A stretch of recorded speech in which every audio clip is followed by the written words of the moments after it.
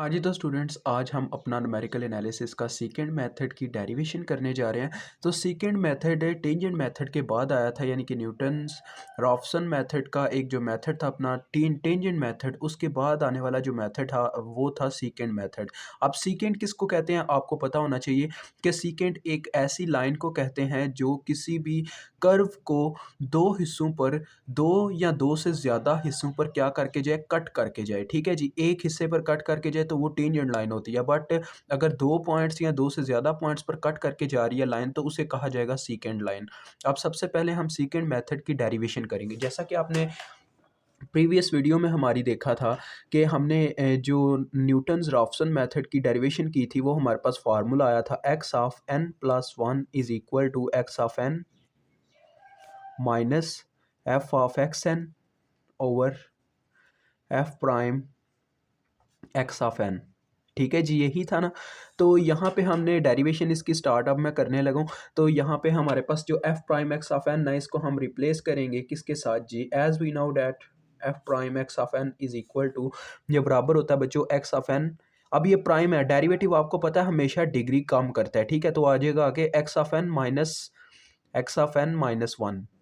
ठीक है, ये चीज़ आएगी।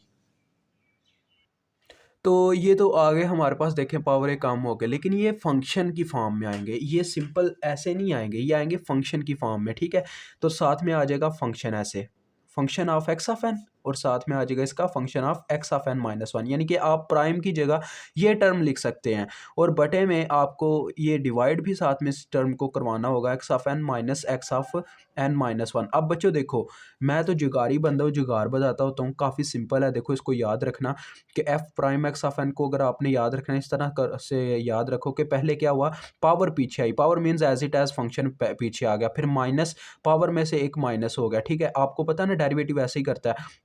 और बटे में बस हमने वो टर्म्स बीच वाली लिखी हुई हैं बगैर फंक्शन के। ठीक हो गया, अब इसको उठा के आपने पुट करना है यहाँ पे। आगे जो सेकंड मेथड का फार्मूला आएगा उसका भी आपको फार्मूला बताया जाएगा कि किस तरह से आप उसको याद रख सकते हो।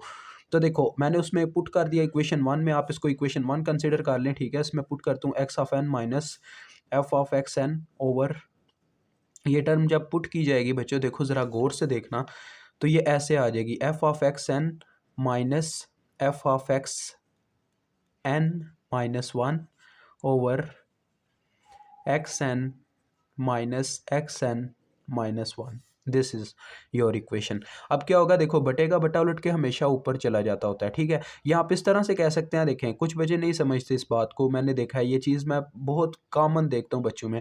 तो आप ये समझ सकते हो, मैं ऊपर भी x of n minus one से इस टर्म के साथ है x of n minus x of n minus one से ज़रब दे रहा हूँ। ठीक है, नामिनेटर में भी और डिनोमिनेटर में भी, इससे क्या होगा स्टेबलाइज हो जाएगी इक्वेशन। और वैसे भी काम तो बच्चों यही होता है, आप ना बस समझ नहीं पाते, इसी वजह से ये स्टेप आपके लिए करना पड़ता है। अब ये क्या होगा देखो, मैंने दोनों तरफ क्या किया, लेवल रखा है, यानी ऐसे नहीं किया कि ऊपर वाले को मल्टीप्लाई नहीं किया और नीचे वाले को मल्टीप्लाई कर दिया, तो ऐसे मैथ का जो असूल है वो यहाँ पे रॉन्ग हो जाता। तो मैंने दोनों तरफ किया है। अब क्या होगा, ये नीचे वाला टर्म इससे कैंसिल हो जाएगी और ये ऊपर टर्म मल्टीप्लाई हो जाएगी। तो देखो हमारे पास क्या आ जाएगा, x of n plus one is equal to x of n. इसको थोड़ा सिंप्लीफाई करके लिखना चाहूँगा। देखो इसके साथ f of x n multiply हो रहा है ना, मेरा ये क्रॉस भी एक्स ही नज़र आता है तो माजरत, लेकिन मेरा एक्स इस तरह से होता है। ठीक है बच्चों, तो देखो एक्स ऑफ एन जब एफ के साथ ज़रब होगा तो ये आ जाएगा x of n f of x n, फिर आ जाएगा minus x of n minus one, साथ में एफ ऑफ एक्स एन। और बटे में देखिएगा, बटे में क्या टर्म्स हैं हमारे पास, अभी बस ये दो रह चुकी हुई हैं, f of x n minus f of x n prime, x n minus sorry prime क्या है, x of n minus one, ये ऐसे आ गए टर्म। ठीक है, अब आप क्या करेंगे जी, अब आप एलसीएम लेंगे। एलसीएम लेने के बाद देखें आपके पास ये टर्म कैसे हो जाती है। एलसीएम लिया हमने, एलसीएम क्या आएगा बच्चों, देखो यही टर्म आ जाएगी LCM, f of x n minus f of x n minus one, ये आ गया इसका एलसीएम। अब देखो इसके बटे में कोई चीज़ मौजूद नहीं है तो ये पूरी टर्म इसके साथ मल्टीप्लाई हो जाएगी, एक्स ऑफ एन इंटू आ जाएगी ये सारी टर्म।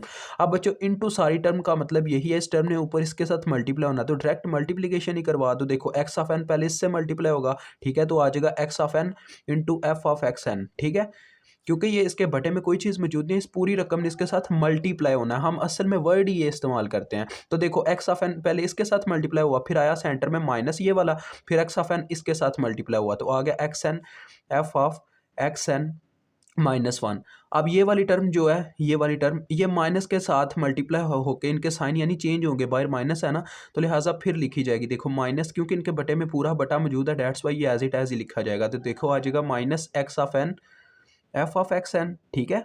और दूसरे नंबर पे क्या होगा, देखें दूसरे नंबर पे ये माइनस इस माइनस से प्लस हो जाएगा, plus x of n -1 f of x n. ठीक हो गया बच्चों, मुझे उम्मीद है आपको काफ़ी हद तक इस चीज़ की समझ आ गई होगी। अब देखें ये दोनों टर्म्स कॉमन है, ये वाली टर्म और ये वाली टर्म, तो ये आपस में कैंसिल हो गई, ठीक है।